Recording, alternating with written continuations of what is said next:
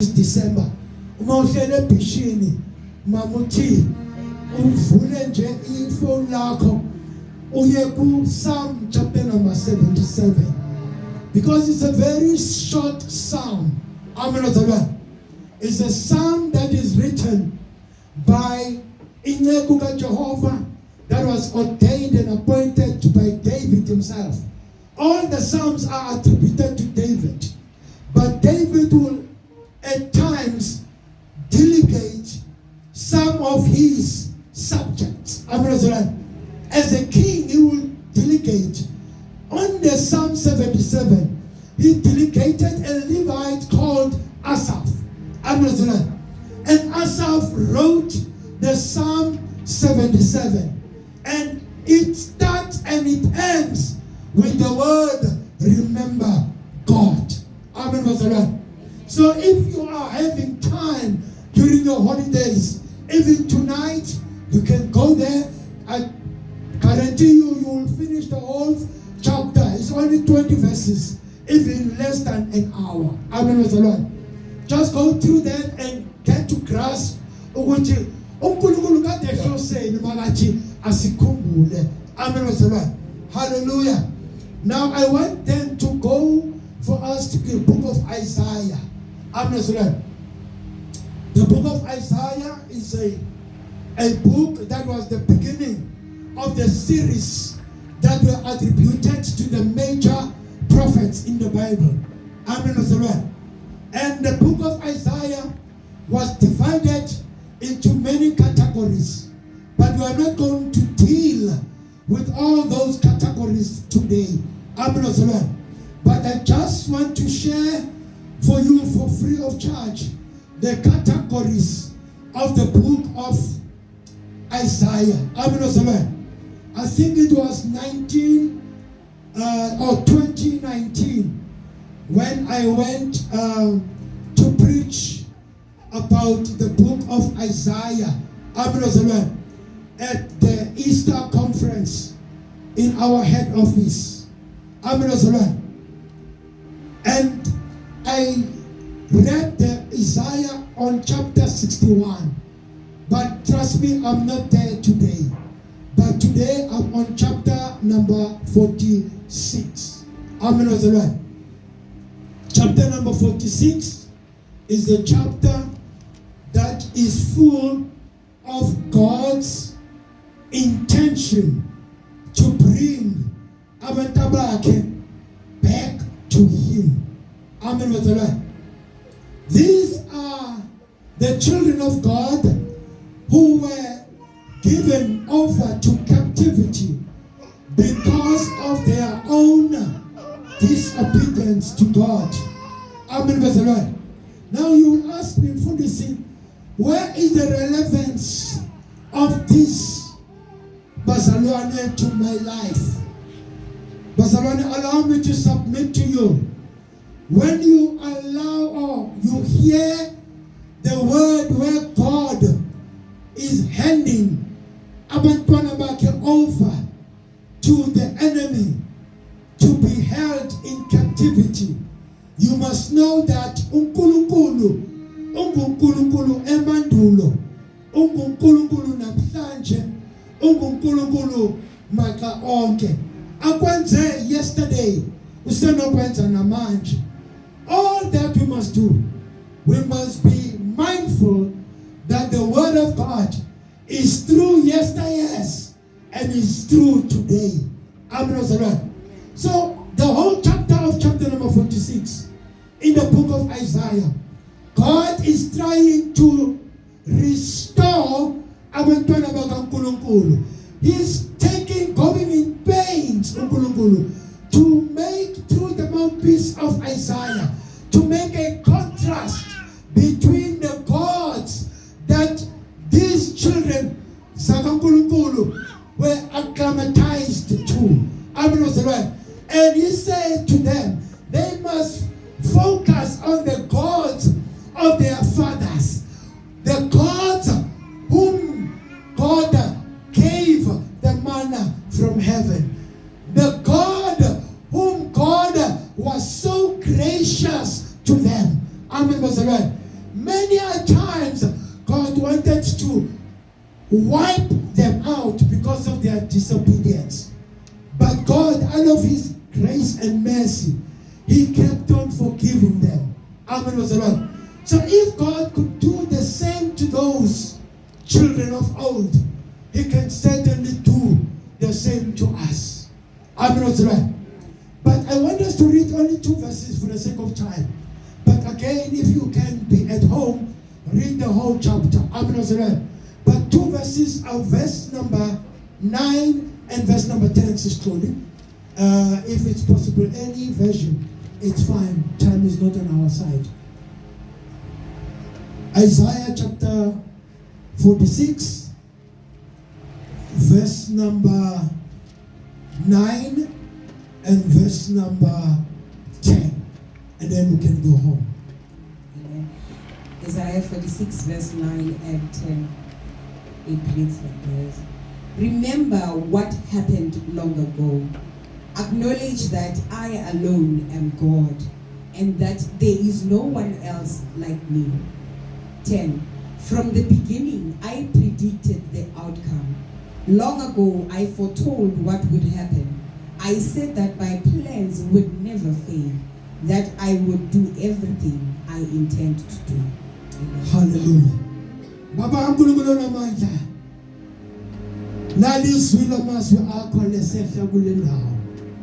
Father, how I pray that your word must not come back to you void. Let your word fulfill its work to the fullest in our lives. Angaphumi noyedwa engazuzile kwizwi lakho namhlanje. Egameni lika Jesu Kristu ngiyakhuleka. Father, manginciphe wena wande kule ndawo. Let your word take over this place in Jesus' name. And everybody will agree and say amen and amen.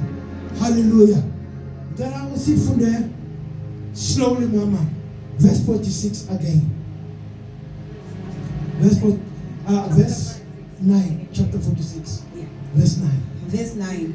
Remember what happened long ago. Hallelujah. But whenever we read the book of the prophets, it is God that is speaking through the mouthpiece of the prophet. Amen. So when you hear the word remember, it is not the prophet Isaiah. It is God through the prophet Isaiah saying to abantwana bakaNkulunkulu, remember. Amen. Nginikhumbuze la siqale khona kule nyanga. Siqale nge remembrance of our Lord Jesus Christ. The time you hanged on the cross. Sadla isidlo senkosi. That was on the 2nd of November. We did Holy Communion and we were saying, "Oh Jesus Christ, wathi thina every time masidla isidlo senkosi asenze njalo onke amalanga esukuba simkhumbula." That was Jesus talking to us. Siqale kanjalo lenyanga. The 2nd month saya ku Petros uPeter. uPeter ekhanyela uYesu Kristu. Kade kwakathathu. Okwesithathu wakhumbula uPetros ukuthi amazwi kaJesu Kristu empilweni yami wathi kimi, isitha sifuna ukundijabalalisa, kodwa uJesu wakhetha ukundithandazela ukuthi ukholo lwami lungapheli. Wakhumbula lo mazwi uPeter, wahlungeka ukuthi how can I of all people deny uJesu Kristu, the same Jesus, and that in the zika after a miracle of walking on top of water, that now khala kuye waselula isandla sami wandihlangula ngoko nangoko. How dare I deny him right now? uPeter became broken in his denial. And we said to abazalwane, it is not a mistake, or it is not an unforgivable sin to forget. But it is an unforgivable sin to forget and remain in your state of forgetfulness of uNkulunkulu wakho. Amen. Forget, yes, but remember, have the presence of the mind to remember ukuthi uNkulunkulu wami ngikonile. Ufanele Davide usondele kuNkulunkulu ufika ungxengxeze uthi anifanele ubizwa njengonyana wakho ngenze bese isixaka nesixakazana sakho endlini yakho, but don't spit me out of your presence. Amen. Uhlale bukhoneni buka Jehova. Amen. Then the third Sunday, Sava Nehemiah.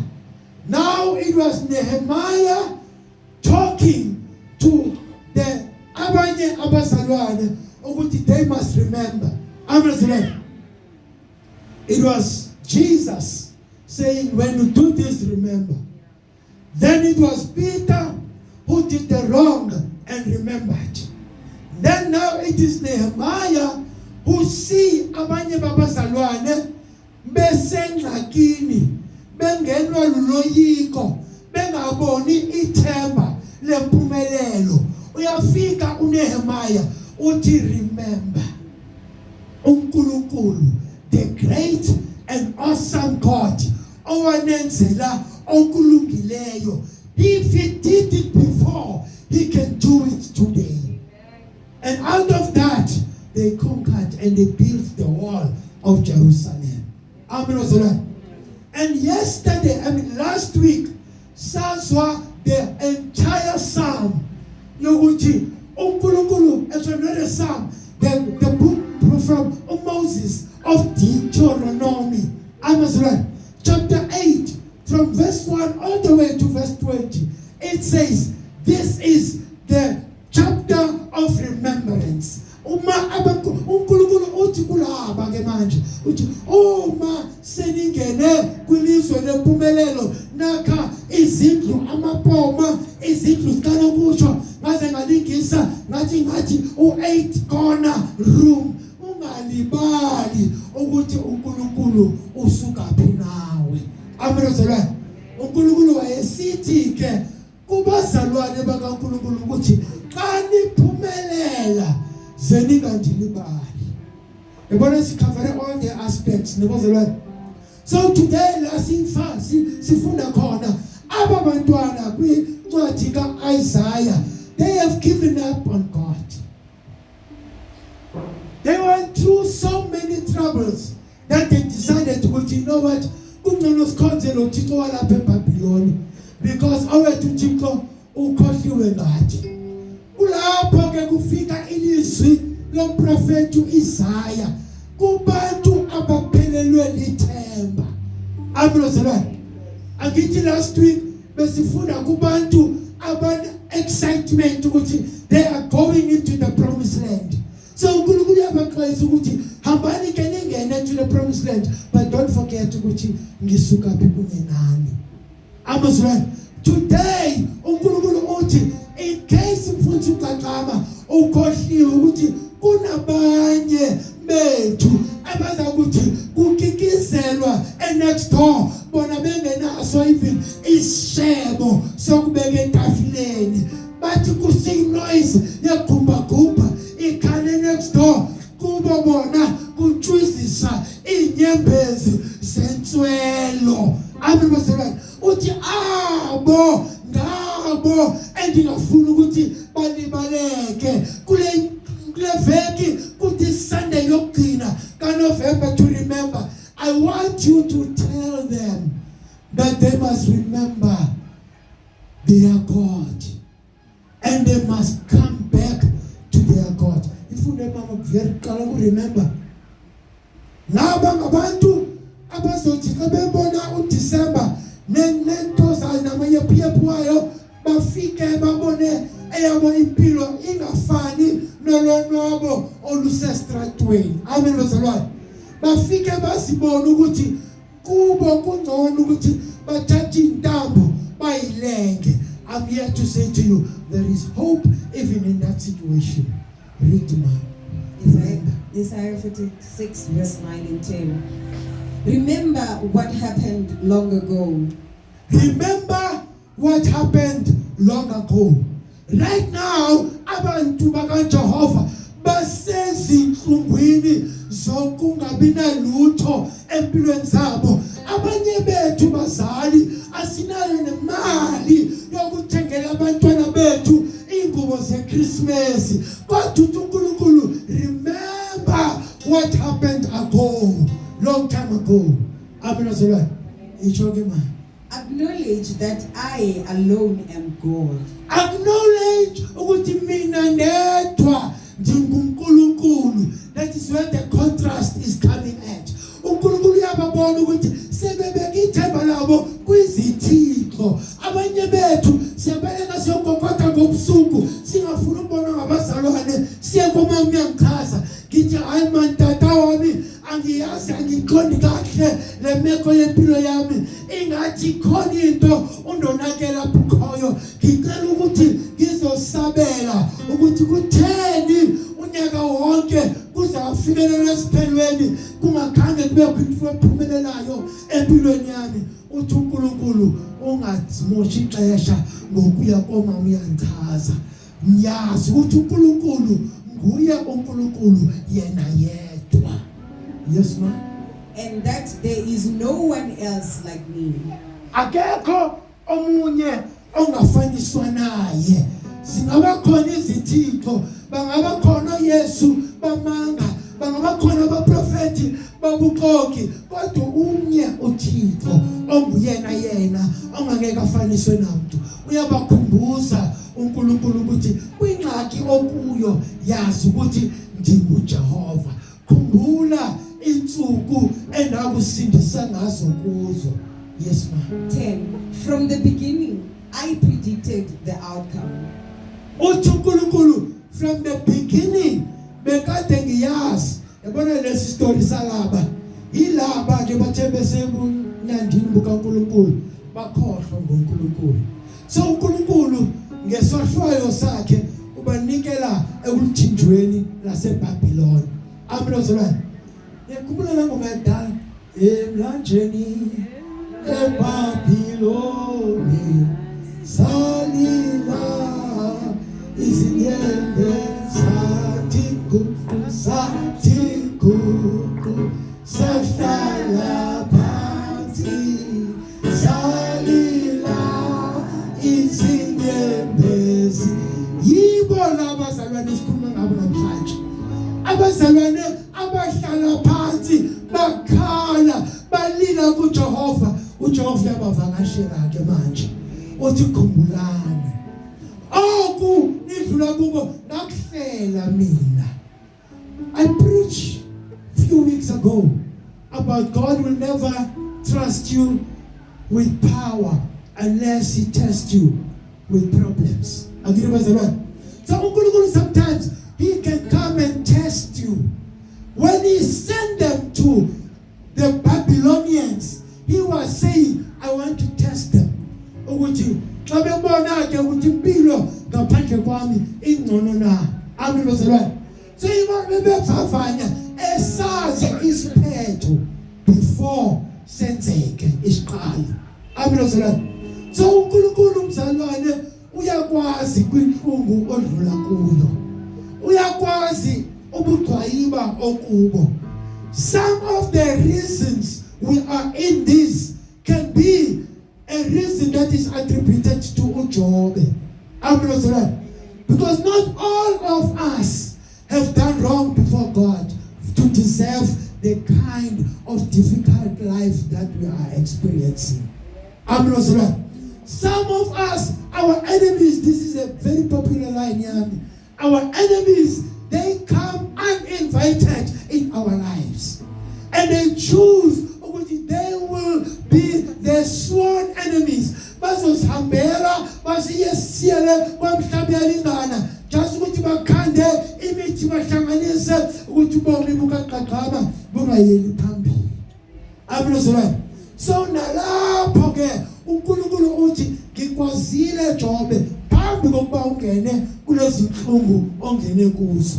Nawe mzalwane ungabe uyazigqogqa uthi yintoni errong engenzile, ngiyakhipha kweshumi, ngiyaya emkhulekweni, ngiyahamba zonke inkonzo, kodwa impilo yami ayinamahluko. I'm here to surrender to you. God is still God. Amen. God is still God. Amen. He's the God of the high mountains. Aphinda bengu-God in your valley. Amen. Ukhona kuzo zonke indawo ngamaxa onke, uyikho konke. uNkulunkulu esimaziyo lowo and wazi konke, uyayazi inhlungu yakho. Amen. Uthi ndikwazi oku from esiqalweni. From the beginning, I predicted the outcomes. Hallelujah. Long ago, I foretold what would happen. Hallelujah. I said that my plans will never fail. Hallelujah. This is the powerful one I want you to go home with. God said, ukhuluma nabantu abasengxakini. Amen. If mhlawumbe niyazi nini ingxaki ne? Ngicela nivakashele ekrami.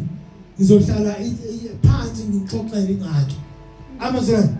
Ukuthi how can you be an engineer, a pastor, a well-to-do businessman on top of that, and have your house being repossessed? Amen. I want to tell you that how it is to be a person that many people look up to, and then when you look inside your own life, your life is falling apart. If you've never been there, I have been there, and I know I've got my scars.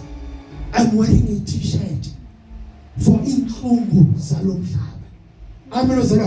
So ngikhuluma lokhu, angikhulumi ngomuntu ongazinto. Ngikhuluma as someone who's gone through. Ngiyazi ukuthi xa sokuphela ithemba, uncame konke, ungenalutho ukuthi uzo expecta the help to come from. Kanti uNkulunkulu ukhona. Amen.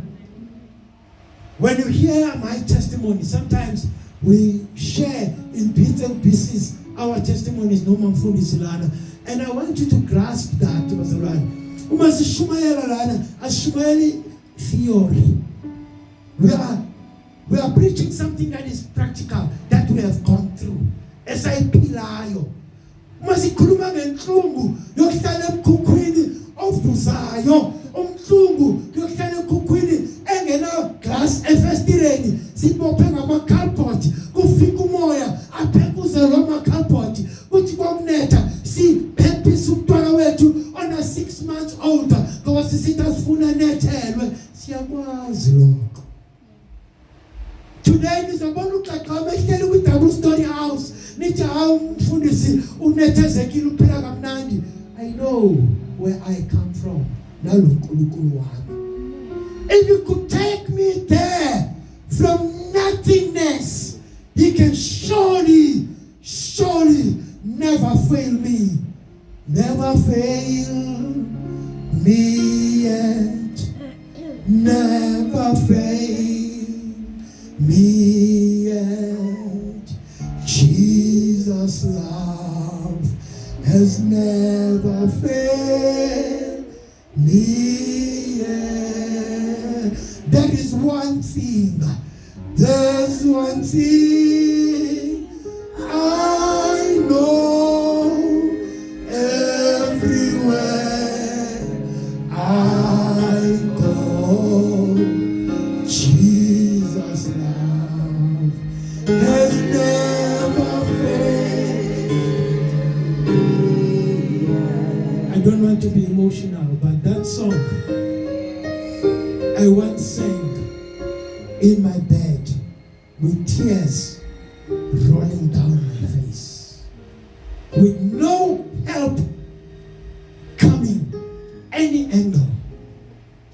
At 10 o'clock, my house was going on auction, I sang this song. There is one thing I know. Everywhere I go, Jesus' love has never failed me yet. Ube nokholo sekungekho nto ayikholwa kuyo. Angazi ukuthi mhlawumbe I'm talking a foreign language to you, bazalwane. But I'm talking to you something that I have lived. I have a lived experience of what I'm saying to you. Having faith against all odds. Amen, bazalwane. Uthi uNkulunkulu ngikwazile lokho. And yet my plans, repeat that part of the plans. I want to drill on that quickly. From the beginning, I predicted the outcomes. Long ago, I foretold what would happen. I said that my plans will never fail, that I would do everything I intended to do. Hallelujah. I said from long time ago that my plan will never fail.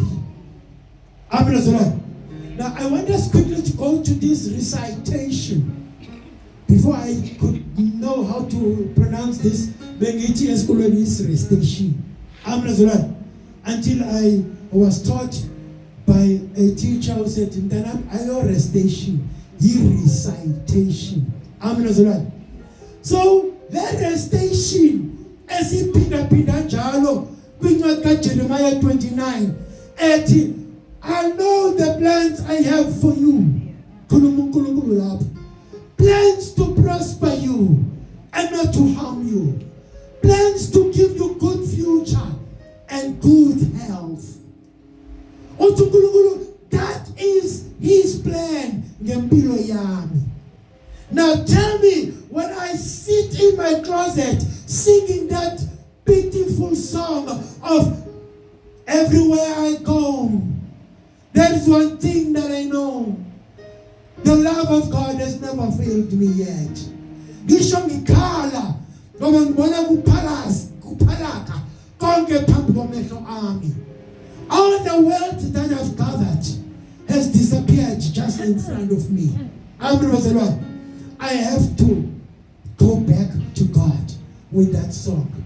But that is something that I want to bring back to you and say, no, that you must know, your Redeemer lives. Amen.